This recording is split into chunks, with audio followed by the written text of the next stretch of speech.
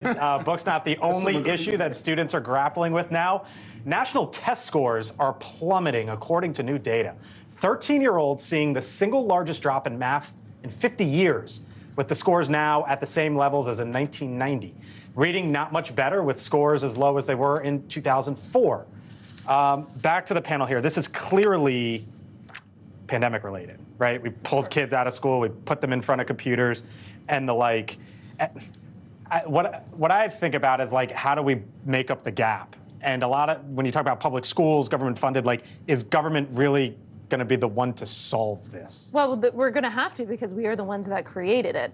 I mean, listen, there's a reason why so many moms around this country, so many of my friends, my daughter's only 2.5, but all of my friends with school-age children were screaming about this. I mean, and what's really troubling, I think, is the kids that have been most left behind are the kids who are in unfortunate circumstances, who don't come from a socioeconomic background where the parents could have hired a tutor, right? I know or bought people, a computer. Or bought a computer, right? Or taught them themselves. Those kids were already suffering, and then we put them in Chicago out of school for 2 years. And guess what? There will be no accountability. Randy Weingarten will still have a job tomorrow, and it's Teachers disgusting. union you're talking about. You talk about these scores for reading. The 90th percentile, if you were in the 90th percentile, it dropped by 3 points. Wow. In the 10th percentile, dropped by 7 points. For math, if you were in the 90th percentile, you dropped by 7 points. In the 10th percentile, you dropped by 15 points. So to your point, the students that needed the most help are the ones who have suffered the most as a result of this.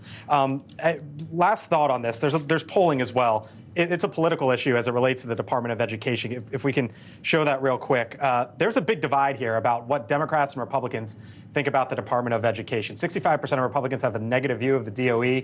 62% of Democrats have a favorable opinion of the department. Republicans have talked about cutting or slashing the education department for quite some time. What's your take on that, Mark? I think most actually would prefer abolishing it. It shouldn't be a federal role. And what's the argument? Because it should be a state and local role. Just the argument we were having before about what happened with Terry McAuliffe and Glenn Youngkin is because you weren't allowing parents to have a decision in their children's education. We need to push education back down to the state and local level and for parents to be more involved as opposed to the federal government. And to Morgan's point, you know, when we were leading the effort against the coronavirus task force, we had teachers groups into the White House and begged them to say, please don't close your schools. We had events at Department of Education with Betsy DeVos saying, please don't close your schools. It was the teachers unions that made those decisions, and at the same time, experts testified and said, if you do this to kids at the time they're learning to read and write, they can't make it up. That's right. And it's been a devastating. It's a lot easier, tragically, it is a lot easier to get people to storm a school board meeting to scream about dirty books and who ought to be reading about the Song of Solomon.